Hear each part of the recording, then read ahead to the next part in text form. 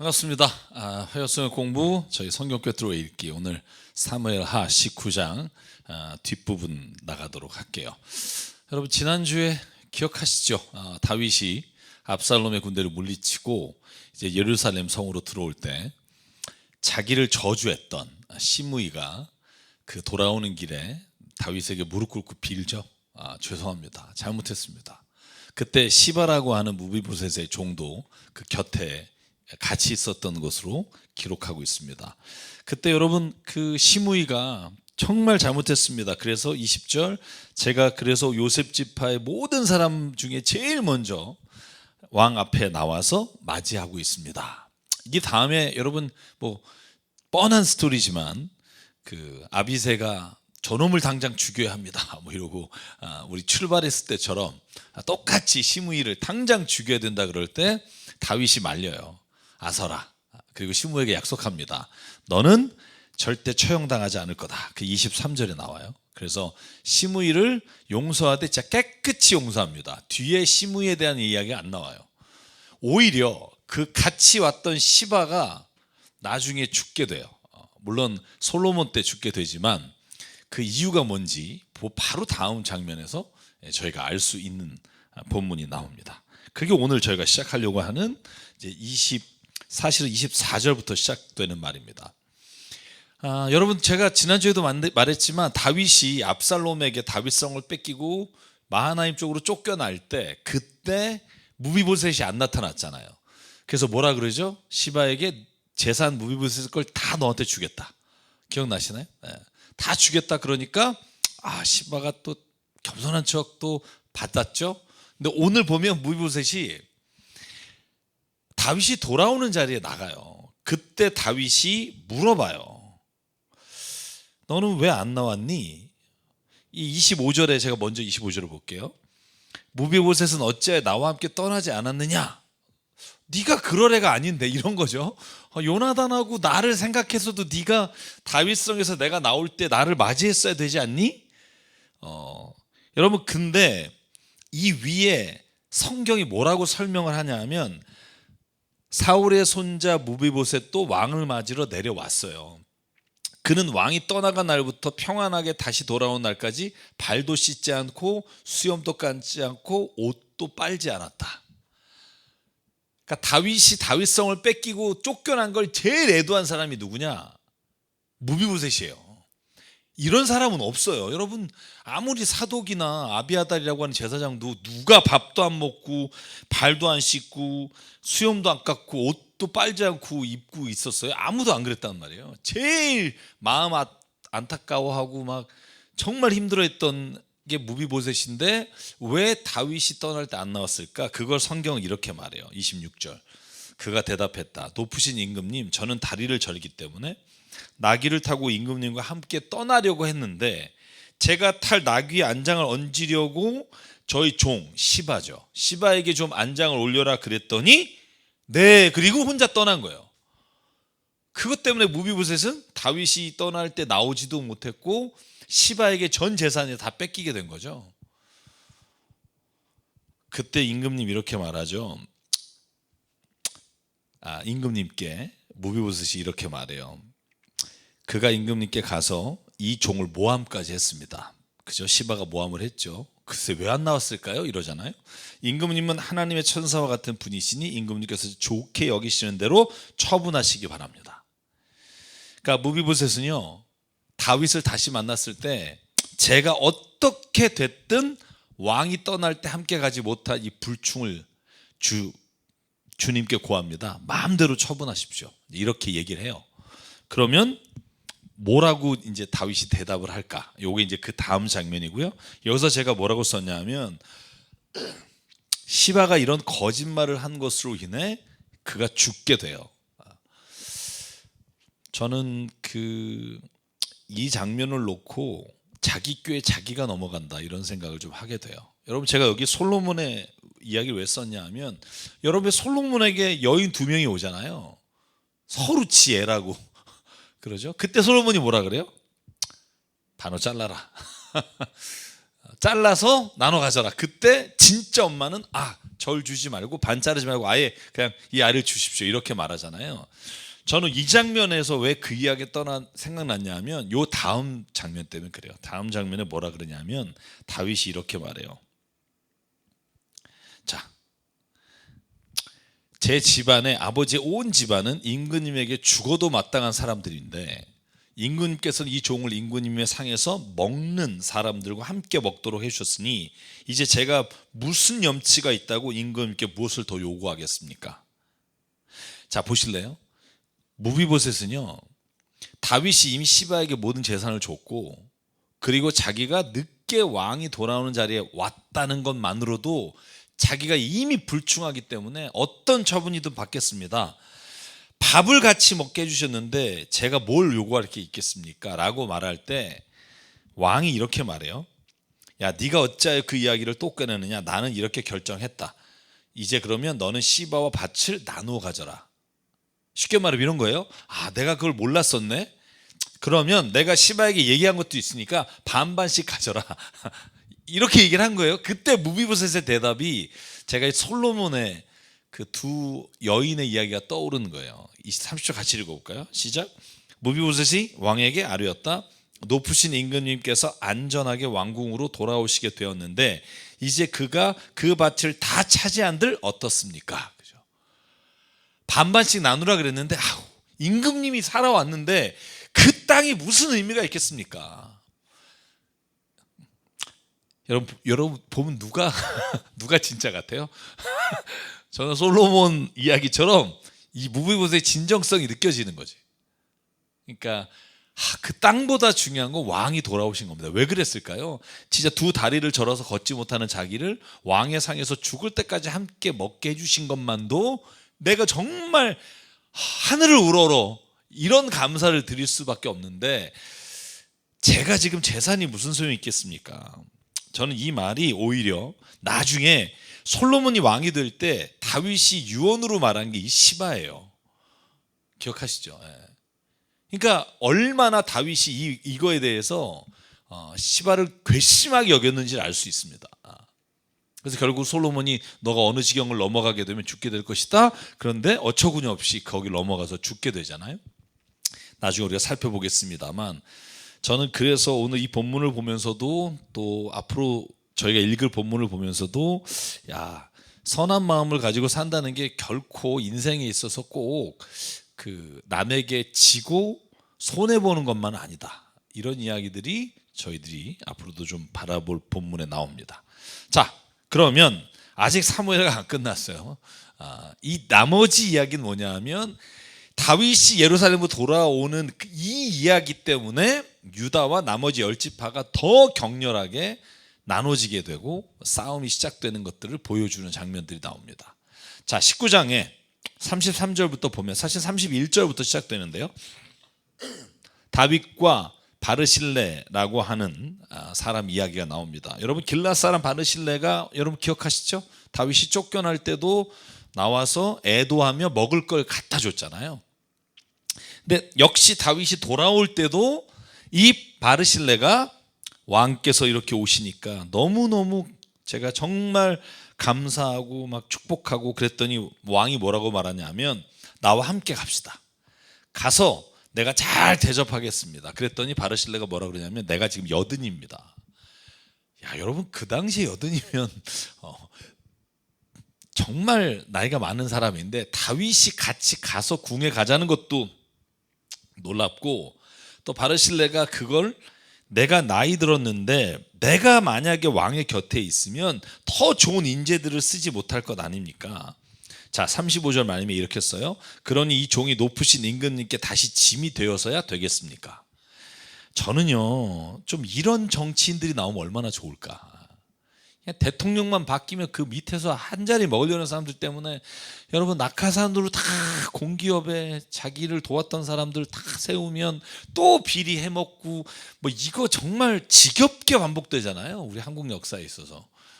이걸 끊어버릴 수 있는 게 뭘까? 물론 바르실레가 자기 아들 김함을 그 다윗에게 같이 보내죠. 그런데 저는 이 노력, 그죠? 내가 임금님께 짐이 되어서는 안 됩니다. 사실 이런 충신들만 좀 있으면 얼마나 좋을까. 대통령 선거가 내년 3월 9일인가요? 그죠? 네, 그럴 겁니다. 네. 제가 이번에 출마 안 하기 때문에 알고 있어요. 네, 3월 9일일 거예요. 근데 정말 이번에는 좀 그런 인간이 안 뽑혔으면 좋겠어요. 어떻게? 그러니까 예를 들면 무슨 깡패 두목같이 거기 자리에 올라가기 위해서 사람들 쓰고 또 자리에 얻고 나면 다 한 자리씩 나눠 먹고 이게 계속 뭐 어느 당이 잡든 계속 반복되는 역사니까 국민들만 등뼈가 이렇게 휘잖아요. 그래서 이번에는 좀 이 바르실레 같은 사람이 나오면 얼마나 좋을까. 그랬더니 다윗이 이렇게 말합니다. 내가 그 아들을 데려가서 잘 환대해 주겠다. 그리고 김함을 데려가요. 저는 그래서 이 장면을 보면서 생각하는 게 그겁니다. 좀 우리 정치에도 이런 사람들이 좀 많으면 좋겠다. LH공사 정말 국가를 위해서 국가 토지를 잘 좀 다스려 달래니까 국가를 위해서 국가 토지를 서로 지들끼리 나눠 먹는 이런 공무원들과 국회의원들 어떻게 믿고 살겠어요. 근데 이런 솔직히 말해볼까요? 여러분이나 제가 그 정보를 알았다면 어떻게 했을까요? 한번 양심에 손 얹고 생각해 보세요. 내가 알았다. 그래도 나는 그 땅 절대 안 산다. 뭐 사돈의 8촌 뭐 내가 안 사고 내가 우리 뭐 친척한테 알려줘서 난 절대 안 한다. 양심에 손을 얹고 생각해 보세요. 이게 인간이라는 거예요. 그래서 저는 인간이라는 게 사실은 내가 많이 욕하고 막 손가락질하지만 내가 그와 같은 위치에 있을 때 진짜 안 할 수 있을까? 이런 질문들을 던지고 다른 사람들에 대해서 판단해야만 사실은 우리가 더 좋은 세상을 만들 수 있지. 그냥 감정적으로 욕하고 만약에 내가 받지 못한 것 때문에 상대방을 비난하게 되면 여러분 우리도 똑같이 될 수밖에 없다고 생각해요. 그래서 여러분 바르실레를 보면서 이렇게 생각해요. 바르실레가 환대를 하잖아요. 아무 조건 없이 다윗이 떠날 때 들어올 때. 그래서 저는 환대한 사람은 저는 환대로 반드시 돌아온다. 저는 무비보셋과 바르실레 이야기를 보면서 그런 생각하고요. 자, 조금 더 남았어요. 그게 뭐냐면 유다 지파와 다른 모든 지파의 갈등이 시작되는 장면이 오늘 또 40절부터 시작됩니다. 자, 40절이 뭐냐면 자, 왕이 이제 길을 건너서 돌아오잖아요. 그때 온 유대 백성이 아니라 유다 백성이에요. 이스라엘 백성이 절반이나 왕을 따라서 요단강을 건넜어요. 자, 앞에 기억하시나요? 다윗이 왜 유다 지파는 안 나오느냐 이런 말 하잖아요. 그래서 막 나왔잖아요. 근데 지금은 또 유다 사람들이 또 오버하는 거예요. 그러니까 이스라엘 사람들, 다시 말하면 나머지 10지파가 왕에게 몰려와서 뭐라 그러냐면 어찌하여 우리 형제인 유다 사람들이 우리와 의돈 없이 임금님을 몰래 빼돌려 임금님과 임금님의 가족과 다윗 왕의 모든 신하를 모시고 건넙니까? 이게 또 짜증나는 거죠. 왜 유다 지파만 당신을 보호하고 이렇게 갑니까? 이렇게 대드는 거예요.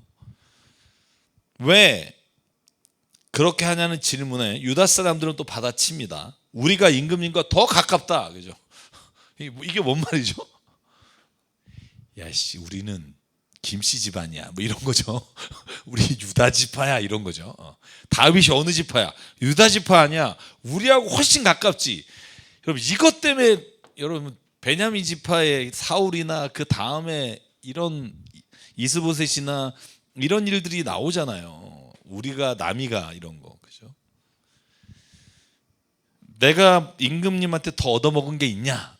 그러면서 유다 지파 사람들이 나머지 10지파에 대해서 항의를 하니까 43절 이스라엘 사람은 유다 사람이 이렇게 말했다. 우리는 임금님께 요구할 권리가 너희보다 10갑절이나 더 있다. 왜? 우리는 10지파가 되니까.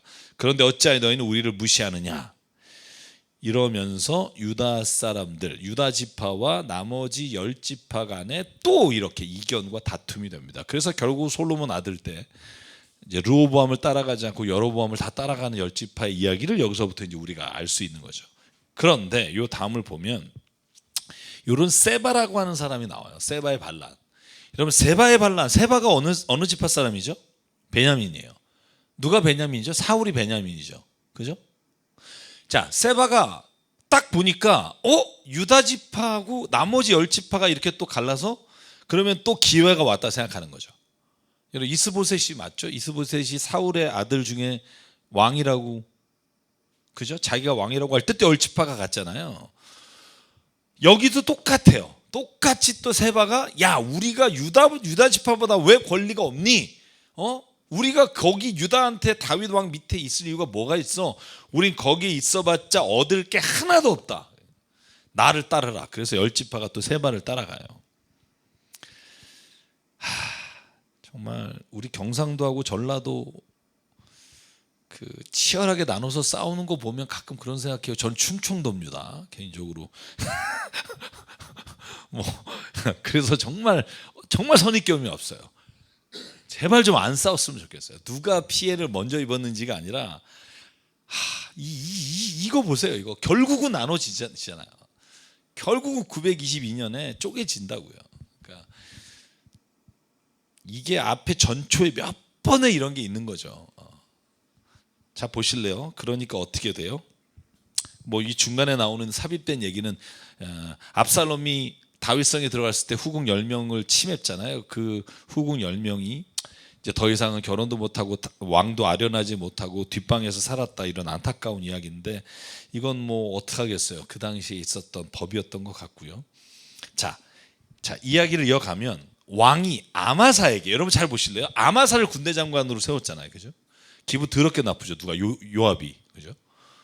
그런데 이 건이 딱 세바가 반란을 일으켰을 때 왕이 요압도 아니고 아비새도 아니고 아마사에게 이 반란을 진압하라고 군대를 모아오라고 보내요. 열받죠. 누가? 요압이 열받은 거죠.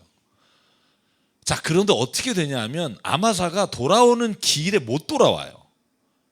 근데 여기서 장면 우리가 봐야 될 게 뭐냐면 다윗이 그 기한 내에 안 돌아왔을 때 그래도 아마사를 좀 믿어줬으면 아마사가 죽지 않았을 거라고요. 근데 그 조급함에 그가 또다시 아비사에게 명령을 내려서 내 군대를 가지고 가서 세바와 싸우라, 이렇게 되는 거예요. 자, 제가 한번 중간중간에 늘 하는 말이 있죠. 여기에서 다윗이 결정할 때 무슨 어떤 잘못된 일을 했을 때 꼭 나오는 게 있죠. 뭐죠? 뭘 안 하죠? 기도를 안 해요. 그러니까 뒤에서도 기도하는 장면이 나와요. 3년 흉년이 들어요. 이제 우리가 20장 21장에 가면 3년 흉년이 들었을 때 다윗이 기도해요. 항상. 그리고 하나님 응답하실 때 이런 일을 한단 말이에요. 예를 들면 아마사가 돌아오지 않았어. 근데 뭐 하루 이틀이 그렇게 중요하다고 아마사에게 맡겼던 일을 갑자기 아비새에게 넘기는 거예요. 자, 뭐라고 말해요? 이제 비그리의 아들 세바가 압살롬보다 더 우리에게 해로운 존재다. 그러므로 아비새에게 부하를 데리고 뒤쫓으십시오. 자, 그래서 요압의 부하. 왜 요압의 부하가 가요? 아비새하고 요압은 형제잖아요. 같이 가는 거예요. 그래서 요압의 부하들과 그렛 사람과 블레셋 사람과 모든 용사가 비그리의 아들 세바를 뒤쫓아가요. 블레셋 사람이라고 하는 건 용병이겠죠. 자, 아비새를 따라 예루살렘 밖으로 나갔어요. 자, 어떻게 되죠? 나갔는데 해필이면 그 7절, 8절, 9절 사이에 그때 아마사가 돌아와요. 자, 20장 8절 볼까요? 그들이 기브온의 큰 바위 곁에 이르렀을 때 아마사가 그들의 앞으로 나가왔다. 요압은 군복을 입고 허리에 띠를 띠고 있었는데 거기에는 칼집이 달려있고 그 칼집에는 칼이 들어있었고 요압이 나갈 때 칼이 빠져나와 있었다. 요압은 9절 아마사에게 형님 평안하시오 라고 말하면서 오른손으로 아마사의 턱수염을 붙잡고 입을 맞추었다. 그 다음에 어떻게 돼요? 10절 요압이 다른 손으로 칼을 빼어서 아마사를 찔러요. 그의 창자가 땅바닥에 쏟아지게 하니 다시 찌를 필요도 없이 아마사가 죽었다. 여러분 제가 앞에서도 말했지만 아마사에게 다윗이 군대 장관을 시킨다 그럴 때 이미 요압은 그 마음속에 저는 이 아마사에게 갔던 권력을 뺏으려고 하는 마음이 있었고 그 기회가 이 세바를 통해서 온 거죠.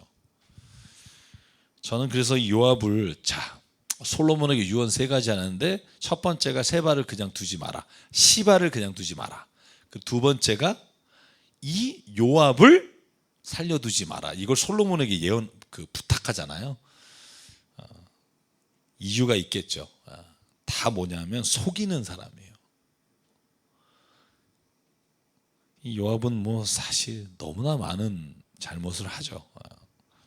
그런데도 불구하고 군대를 잡고 있기 때문에 사실은 다윗이 어쩔 수 없는 위치에 있어요. 이따 뒤에 보면 저희가 그 얘기를 좀 할 겁니다. 자, 그래서 다윗의 조급함 때문에 아마사를 죽입니다. 자, 그리고 나서 요압하고 아비새하고 세바를 쫓아가요. 어디까지 가냐면 아벨 성에 가요.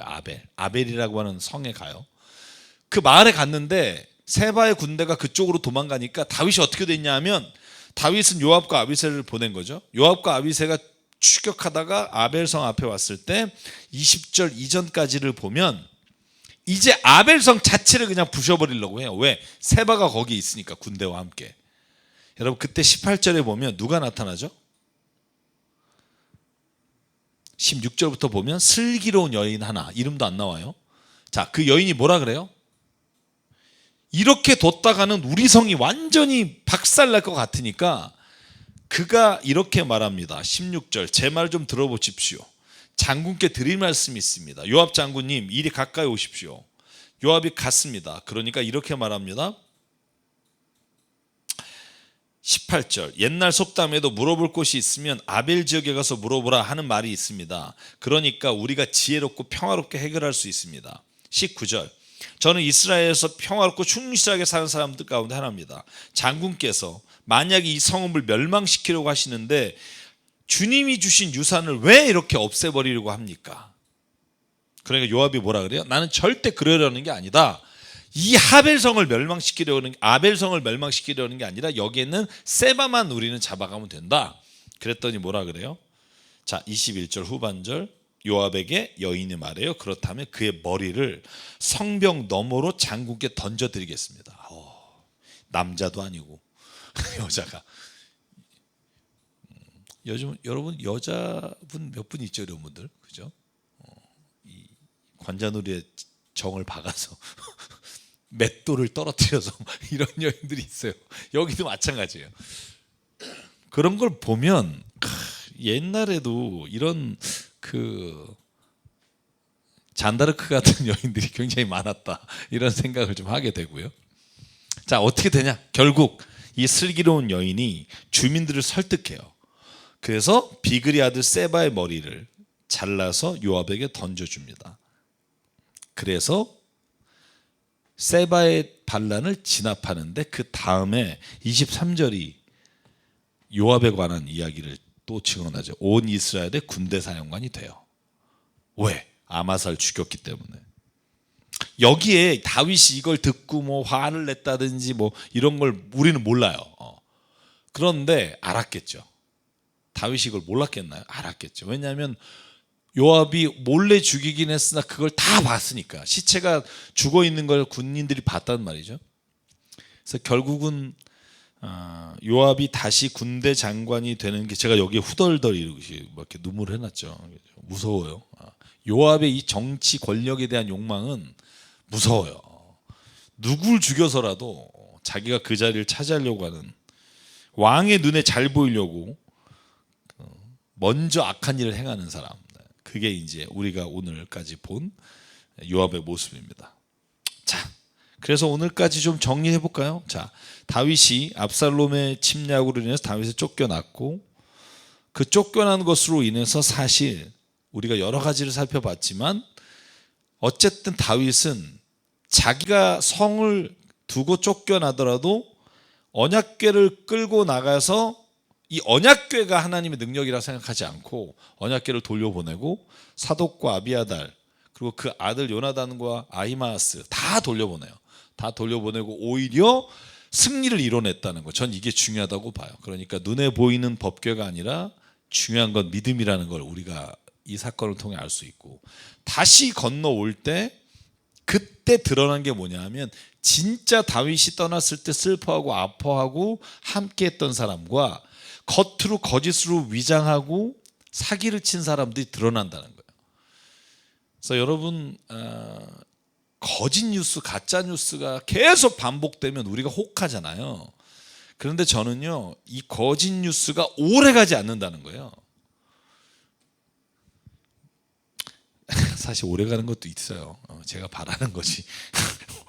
오래 가는 게 있네요. 근데 결국은 진실은 드러난다. 이 믿음은 저는 있습니다.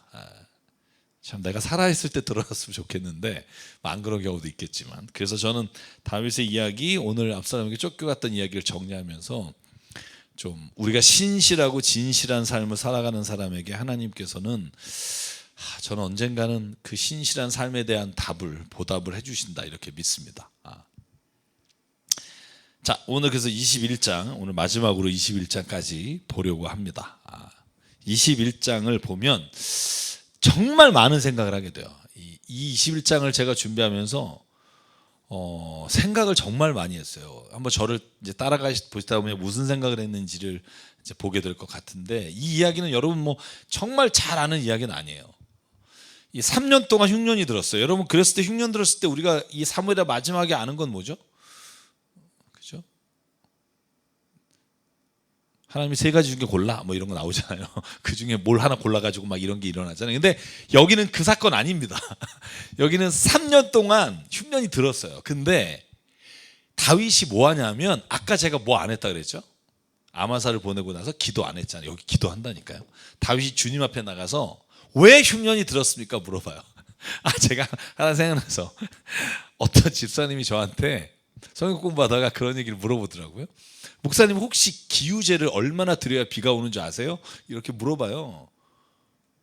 그래서 글쎄요, 얼마를 드려야 비가 올까요? 그랬더니 뭐라고 대답하는 줄 알아요? 아시나? 아시는 질문이에요? 왜 기우제를 드리면 비가 올까요? 그리고 어느 정도를 드려야 비가 올까요? 그래서 기우제를 드리면 비가 온대요. 조선시대에 보면 항상. 그래서 왜 얼마나 드리면 올까요? 근데 대답이 뭔지 하면, 왜 기우제를 드리면 반드시 비가 오냐 하면, 비가 올 때까지 기우제를 한대요. 무슨 말인지 이해가시나요? 조선시대에는 기우제를 드리면 비가 왔대. 근데 어떻게 기우제를 드리면 비가 오지? 왜냐하면 기우제라는 건 비가 올 때까지 왕이 기우제를 드리기 때문이다, 이런 얘기를 해서 이렇게 막 웃으면서 뭔가 이렇게 좀 뒤끝이 남는 이야기였어요. 점을 보러 가거나 그럴 때 그런 거잖아요.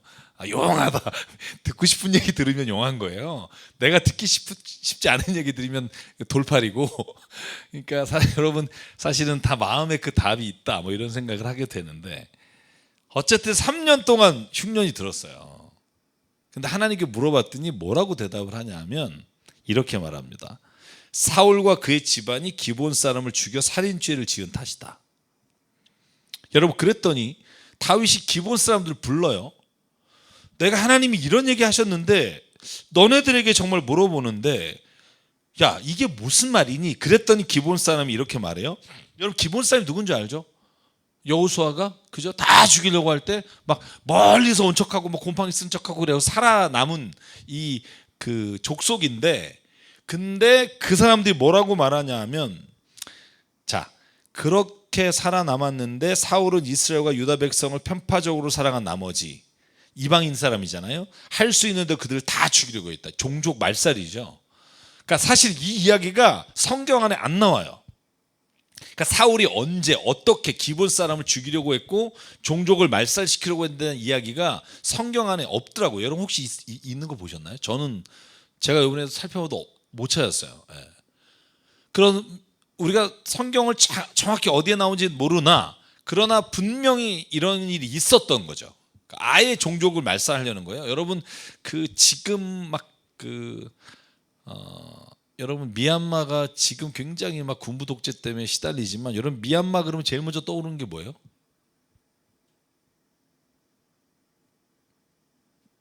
미얀마에 30년 전, 40년 전에 있었던 가슴 아픈 이 말살의 이런 게 뭐가 있죠, 여러분?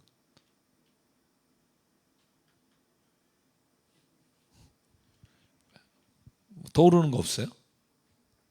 저도 갑자기 이름이 생각이 안 나는데, 이 미얀마는 이 아픈 역사가 있어요. 뭐죠? 한번 찾아보실래요? 인터넷 찬스 쓰시면. 엄청나게 많은 사람이 죽은 사건이 있죠.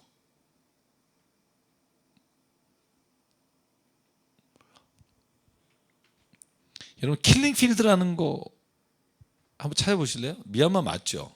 제 기억이다. 헷갈리네. 캄보디아. 제가 이제 캄보디아 얘기를 하려고 하는데, 이 캄보디아라고 하는 나라가, 미얀마가 아니라 캄보디아 나라가 정말 이 킬링필드라고 하는 이 거의 인구의 3분의 1 이상이 죽어요. 근데 이게 종족 말살이거든요. 쉽게 말하면. 같이 살고 있고 나라는 이뤘으나 종족이 다른 사람들을 아예 그냥 색출해서 죽이는 거거든요. 그러니까 여러분, 이 본문에서 많은 사람들이 뭐라고 질문하냐 하면, 아니 기브온 사람들이 갑자기 뭘 요구하냐 하면, 금이나 음으로 되는 게 문제가 아니라 사울이 우리를 이렇게 다 죽이려고 했던 건 그 자식을 7명을 데려와서 우리가 그들을 매달아 죽이지 않으면 해결될 수 없습니다요.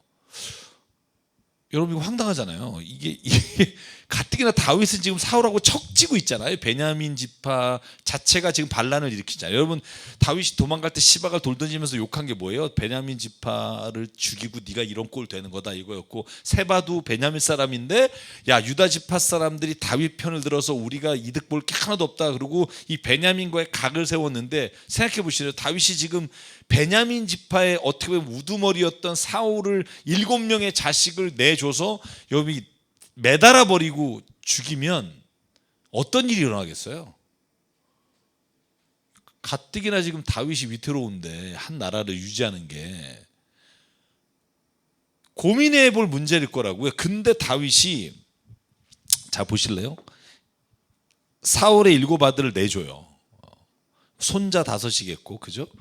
자식이 2이겠는데, 저는 그래서 다윗이 고민했을 것 같아요. 어떻게 하면 좋겠어? 어떻게 보상해야 하겠어?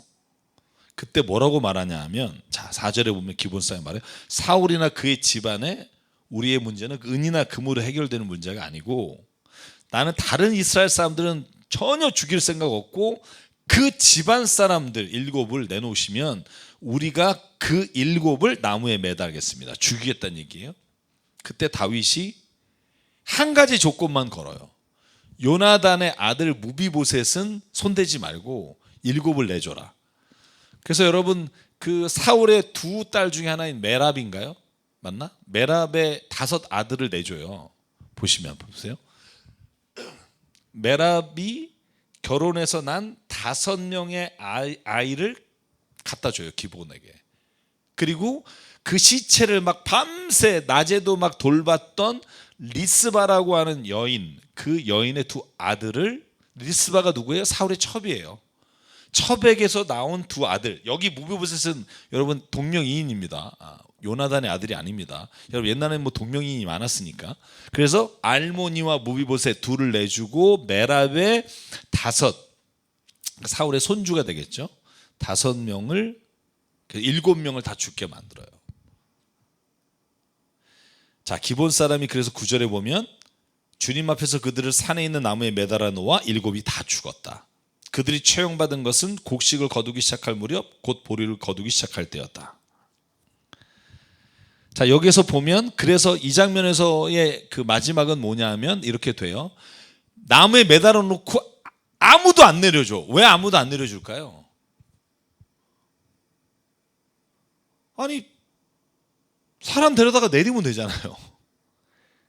못 내리죠. 생각해 보실래요? 다윗이 죽였단 말이에요. 지금 다윗이 내줬어요. 직접 죽이지 않았습니다. 내줬는데, 예를 들면 베냐민 사람을 시체에서 내린다? 이거 다윗의 정권에 도전하는 걸로 보일 수 있단 말이에요. 그러니까 그 엄마가 거기에 낮에는, 저녁에는 짐승이나 낮에는 새가 내려와서 나무에 매달린 시체를 함부로 훼손하지 못하게 거기서 밤새 지키고 있는 거예요. 굵은 배로 만든 천을 가져다가 바위 위에 넣어놓고, 이 소식이 누구에게 전달됐냐면 다윗에게 전해진 거예요. 자, 여기에 관한 얘기는 이제 질문은 뒤에서 같이 나누고, 자, 이야기 먼저 나눌게요. 그러니까 다윗이 어떻게 해요? 그 7의 시체를 내려라. 그리고는 여러분 기억나시죠? 사울과 요나단 그 3명의 아들이 같이 다 묻혔잖아요. 길르앗 야베스라는 사람들이 사무엘상 31장에 보면 그 시체를 걷어다가 지금 길르앗 야베스 땅에 묻어놨어요. 이제 그걸 다시 사울의 뼈와 요나단 뼈를 그 주인이 누구예요? 길르앗 야베스 사람에게서 가져와서 암매장을 하면서 이 7명의 시신을 걷어다가 같이 무덤에 합장해요. 그 사울의 아버지 기스의 무덤에. 그러니까 다 같이 묻어주는 거죠. 다윗이 지시한 모든 명령, 요건 이제 뒤에 한번 해볼게요. 자, 여기까지를 두고 생각해 봅시다. 두 가지 질문이, 하나는 왜 하나님은 기본 사람들에게 사울의 7 자손을 내어주고 죽게 만들었을까 하는 질문이에요.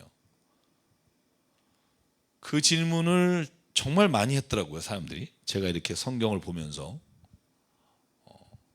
그러면서 부모의 죄로 인해 자식에게 가지 않고, 이 성경 구절을 또 대는 사람도 있어요. 자식의 죄가 부모에게 처형당하지 않는다. 그런데 왜 사울이 지은 죄로 인해 사울의 자식 7을 죽이느냐, 뭐 이런 질문하는 경우가 있어요. 여러분 어떻게 생각하세요? 참 어려운 문제죠. 어려운 문제예요. 우리나라도 왜 일본 그 잔재를 아직도 없애지 못하느냐, 뭐 이렇게 주장하는 사람도 있고.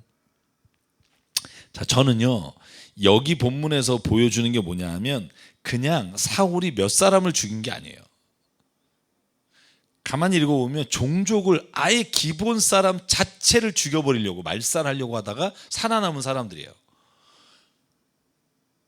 여러분, 만약에 사울이 왕권을 이제 다 내려놓고 다윗이 왕이 됐을 때 기본 사람의 입장에서는 이 종족 말살에 대해서 대가를 치르기를 원하지 않겠어요? 제가 킬링필드도 얘기했지만, 킬링필드나 아니면 독일에서 제2차 세계대전 때 독일이 향한 유대인 600만을 죽인 사건에 대해서 아무도 책임지지 않는다면 그게 진짜 정의로운 걸까? 공의가 이루어지는 걸까? 3년 동안 하나님이 왜 흉년이 들게 하셨다고 직접 말씀하실까? 기브온 때문이다, 기본 사람을 죽인 때문이다라고 말했다면, 저는 여기에서 기본 사람들이 사울의 7명의 아들을 죽인 것보다 더 근본적으로 봐야 될 건, 사울이 기본 종족을 말살하려고 했을 때 그 수많은 살상이라고 봐야죠.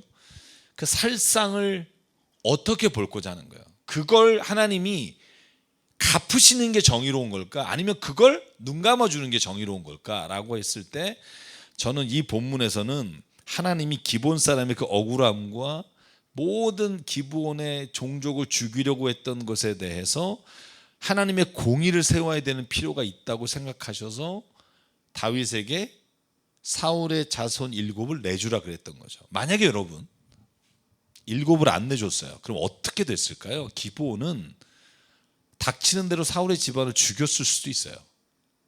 더 큰 전쟁이 날 수도 있고. 여러분 생각해 보세요. 우리 지금 아버지 친척이 다 몰살당할 직전에 갔었는데, 그러다가 지금 다윗이 정권을 잡아서 다윗에게 이것을 요청하는데 만약에 7 자손을 안 내줬다, 더 큰 살인과 전쟁이 일어날 수 있는 걸 막았을 뿐만 아니라 사울이 행한 살상에 대한 대가를 공의로 이루셨다는 거죠. 그런데 다윗은요, 사울의 자손 7을 내줬지만 그 시체를 거둬다가 다 그 기스의 무덤에 합장한단 말이에요. 그러니까 이게 어떻게 보면 저는 여기에서 하나님의 그 공의와 사랑의 그 딜레마이면서 동시에 이루어가야 되는 것에 대한 것을 보게 돼요. 하나님은 다 구원하시기 원하시죠. 다 사랑하시는데, 그런데 악인과 선인을 구별하지 않으시는 것 자체가 그게 또 문제가 되는 거예요. 그래서 여러분, 그 라이놀드 니버라는 사람이 한 말을 제가 여러분에게 한번 드린 적이 있어요. 하나님의 무한한 사랑이 구체적인 이 땅에서 어떻게 우리에게 드러날 수 있을까? 그건 하나님의 정의를 통해서다, 이런 표현을 써요. 그러니까 하나님이 이 땅에 일어난 정의라는 거, 그러니까 잘못한 사람에게 하나님이 때로는 벌을 하시고 잘못한 사람에게 하나님이 갚아주시는 그 정의가 큰 차원에서 보면 하나님의 사랑을 이루어가는 과정 중에 하나라는 거죠. 참 여러분 이렇게 들으면서도 무슨 얘기인지 잘 모를 때가 있어요. 쉽게 얘기하면 우리가 자녀를 대하는 것이 그런 때가 있다는 거예요. 자녀를 때리고 싶거나 아니면 때리진 않더라도 자녀에게 뭔가 잘못한 것에 대해서 책임을 물을 때가 있잖아요.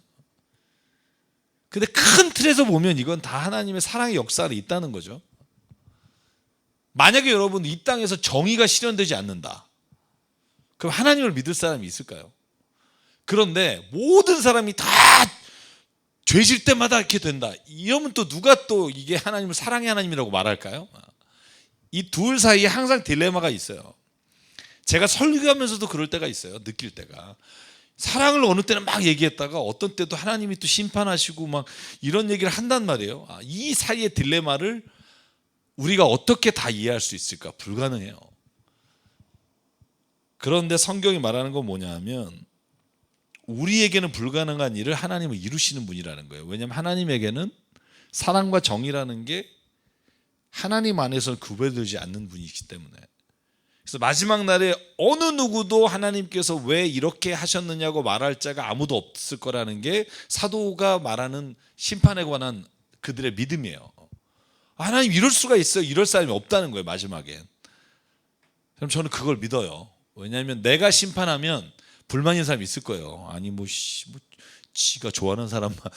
근데 하나님 앞에서는 어느 누구도 나를 왜 이렇게 했냐고 말할 자가 없다. 이게 저는 하나님께서 우리의 마지막에 공의로 혹은 사랑으로 이 모든 일이 하나가 되게 하실 때 일어나는 현상이라고 믿어요. 이건 사실 믿음의 영역이에요. 우리가 본 적도 없고 앞으로도 못 볼 거예요. 인간이 하는 모든 판결과 판단에는 이 둘이 하나가 될 수 없어요. 마지막 날에 하나님 앞에서는 심판대 앞에 섰을 때 어느 누구도 내가 왜 이러냐고 말할 사람이 없어요. 왜냐하면 그분은 공의와 사랑이 하나가 되시는 분이기 때문에. 그래서 저는 이 문제는 그렇게 이해할 수밖에 없지 않을까라는 생각을 좀 해보고요. 자, 이 21장의 마지막입니다. 자, 여러분 이제 블레셋과 이스라엘 여러 가지 전투를 써놨어요. 근데 전투 중에 골리앗의 그 동생 혹은 골리앗과 같은 가드 사람 거인들을 아비새와 또 장군들이 물리친 이야기들이에요. 자, 한번 볼까요? 18절에 보면 후사 사람 십부게가 거인 자손 삽을 죽였다. 19절에 보면 아레오르김의 아들 엘하난이 가드 사람 골리앗을 죽였다. 이렇게 되어 있습니다. 자, 여기에 골리앗은 우리가 누가 죽인 거로 알고 있죠? 사무엘상 17장에 보면 다윗이 죽였잖아요. 여기 골리앗을 지금 엘하난이 죽였다고 써 있어요. 자, 그러면 제가 여러분에 말했죠.